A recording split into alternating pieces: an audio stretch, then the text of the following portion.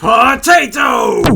A pioneer of the video game industry who is soon to make such classics like Zookeeper, Kicks, Rastan, and maybe Space Invaders? I'm not sure.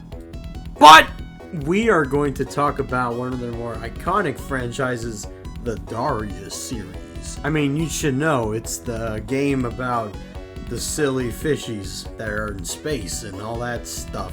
And also the game with the stupid ship. Because, I mean, let's face it, the Silverhawk, it kind of looks stupid. And that's how I recognized it, because it looks stupid. I mean, really, look at Vic Viper from Gradius, or the R-Type ship from fucking R-Type. Then you got that. But I digress, as it is one of Taito's most popular franchises to this day, with re-releases of arcade games, remasters, and also Darius Burst. Another thing that made Darius stand out as a shooter was the fact that it was played on a panoramic screen, meaning you had a lot of space to move about and avoid enemies, and you can see the entirety of the giant mecha fish bosses that you had to fight, which was also a unique thing about the game. Due to its popularity, it received many ports amongst consoles that were available back in the day, as well as a sequel that would improve a lot of the faults from the original and would even inspire future installments. And that game is simply called Darius 2. Oh, here it is, Darius 2, the Mega Drive version to be specific. And the cool thing is, I actually own this game. But here's the problem. First problem is I actually recorded this vertically, so whoops.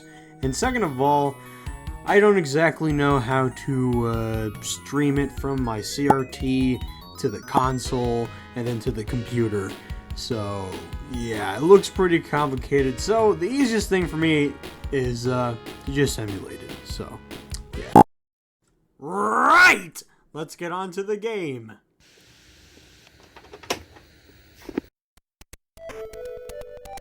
After when you wait a while on the title screen, it'll explain the story of Darius 2, and it picks up right where it left off. Now, I can't exactly read the captions at the bottom of the screen there, but thankfully this game was localized in North America and Brazil under Sagaia. So, I'm gonna just read the story off of that, because this and Sagaia is basically the same game. The planet Darius, hence the name of the series, is trying to recover from the alien menace known as the Belsar Army, and for some reason they like to copy the fish designs. But then tragedy struck as the Space Flight HQ picked up a distress call from Earth. According to the call, the ships that were attacking were very similar to the ships that the Belsar Army had, and now it's up to Proco and Tiatyung to help them out. And of course, there's no better way to start this adventure by going to the fucking sun.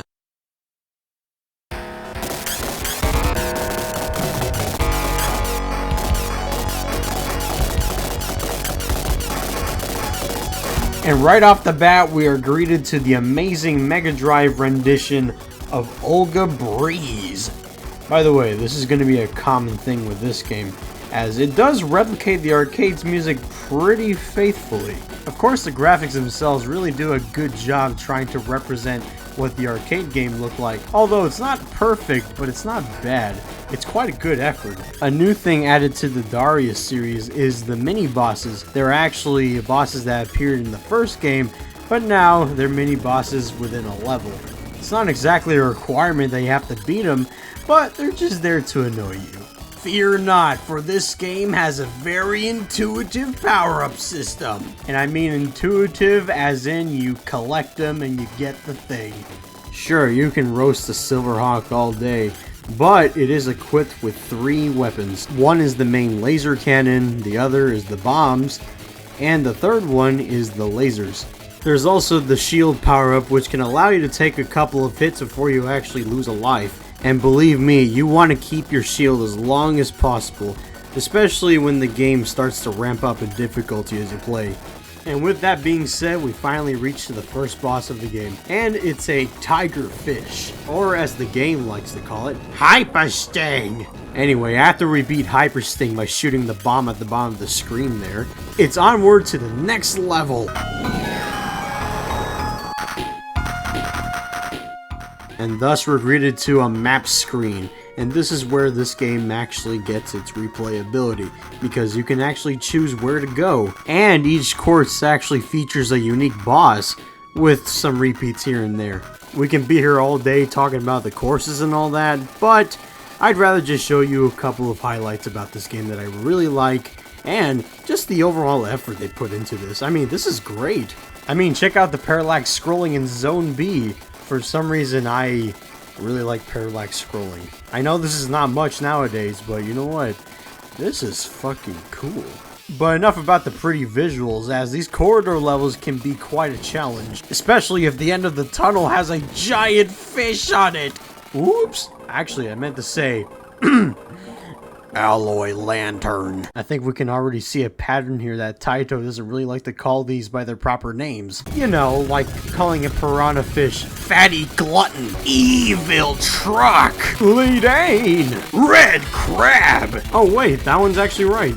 Anyways, from Venus and onwards, that's when the game actually starts to ramp up in difficulty. And I believe this is actually a good time for me to introduce the second character that you can play as in this game, Tiat. While Proco is the iconic Silverhawk, he does kind of suck, because when you die, you lose all your power-ups, and they're all back to the weakest level. Meanwhile, Tiat has the ultimate superpower! Whenever you lose a life as Tiat, you're not downgraded to the lowest level like Proco, but rather you're downgraded to the second lowest level, meaning you still have quite a bit of firepower. In other words, it's not just a reskin of Proco, but rather it's to give players a chance at beating the game.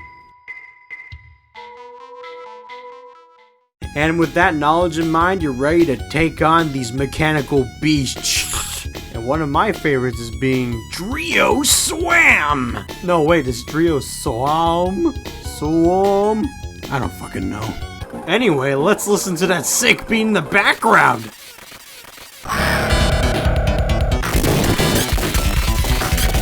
Oh, this is definitely one of the best songs in the entire game. Well, not that the music in this game is terrible or anything, but majority of the soundtrack consists of atmospheric type musics. And what's better atmosphere than the sound of nothing?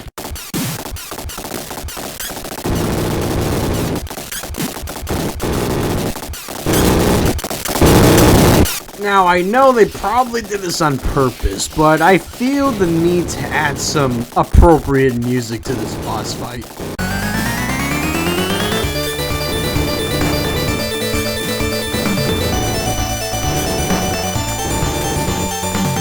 And here's a part where they actually did the silence in a pretty good way, especially in the final zones of the game. You know, for this last bit, I think I'm gonna just let it play out for itself, because, well, it just gives you that feeling of accomplishment. I don't know, I can't explain it, but take a look for yourself.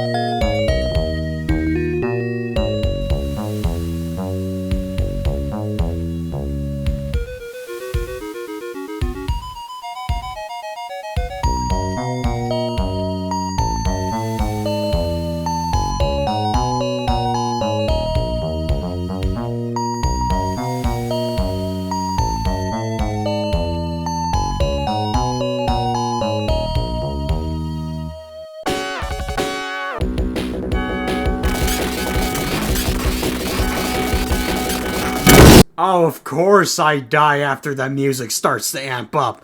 That's okay, we get to listen to the intro again. This time the game's gonna be a little bit generous to me and actually give me 2 rainbow orbs. By the way, what those things do is they power up all your weapons by 2 levels. So, yes, collect them.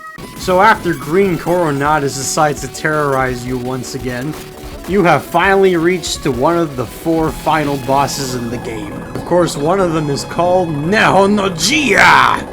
And it's a mackerel skeleton, meaning it's already dead, but it still tries to kill your friends. Its attack pattern can definitely catch you off guard, so you gotta make sure you're focused, especially when he splits into pieces. After we give it the final blow, we get the classic Darius fanfare.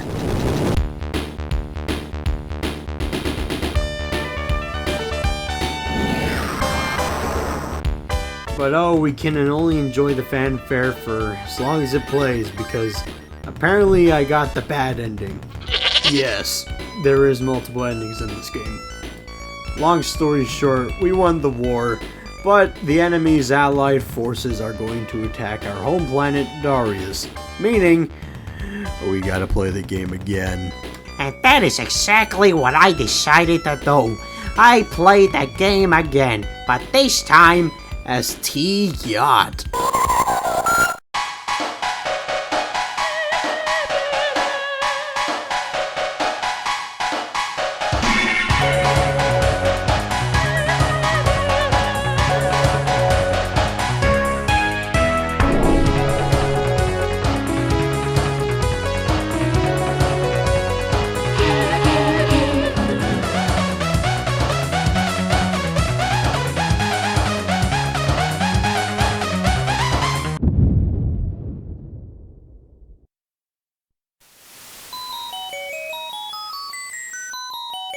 Now, are you ready to see the second final boss of the game?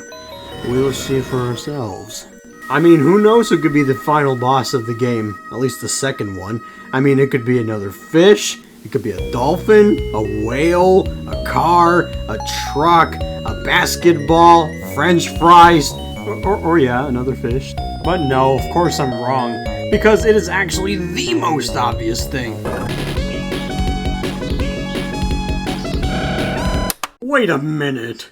So, the final boss is Proko? What? Oh, nice. He's even got a goddamn boomerang. Some kind of snake thing, which is really hard to avoid, by the way. Oh, and Mega Proko can disassemble his own ship. You don't see Tiat doing that. That's fucking cool. Now it's time to defeat the Reign of Terror from the poorly designed ship that is Mother Hawk.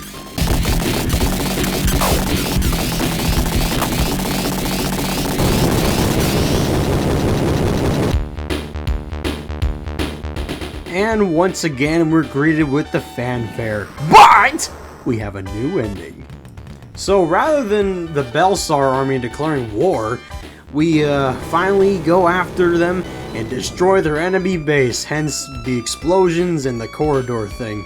Which, by the way, looks really cool, especially with the lines that are scrolling by. Pretty convincing, to be honest. You know, it looks just like a real corridor that you would see in real life. And that was Darius 2. A fun addition to anyone's Mega Drive or Genesis collection. And also a pretty good job trying to replicate the arcade original, albeit within one screen.